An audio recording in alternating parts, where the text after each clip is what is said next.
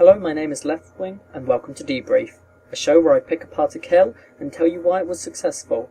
This episode's footage is in a fight between Ginaris, myself, Avanu playing as light assault, and SUVN, a Terran playing as heavy assault. The kill takes place at Allerton Biolab at the lifts that take you to the southwest pads. The territory was in a freeway battle between the factions, with NC in current control. Let's look at the kill.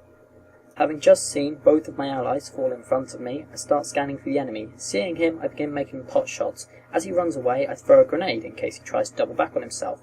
I shoot ahead of him, forcing him to run around straight into my grenade, securing me the kill. Okay, so there are a number of reasons this kill is particularly successful. The first and most notable of which is that I know he's there from the very beginning and can start getting shots off on him before he's even wheeled his gun round to point at me. This is because I saw two people die in front of me. One thing a lot of new players don't do when they join the game is check to see who's dying around them. The most important thing you can learn is to look at who's died and how they died. Just by glancing in the top right corner, you'll see who killed them, what faction, what gun.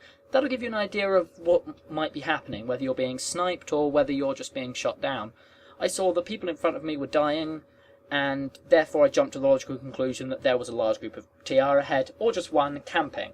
So I was already on the lookout, iron sighting into my scope and trying to figure out what was going on up ahead.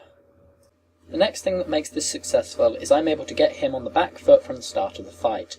I'm able to get a ton of shots off on him before he's able to properly react, mostly due to the fire effects going on in his face from that recent explosion, and therefore he decides to start running away. This gives me the opportunity to give chase, and once you know your enemy's running away from you, you've almost got a guaranteed kill by that point. I throw a grenade after him. This is one of the most important moments in the fight, as it's the grenade that ends up getting me the kill.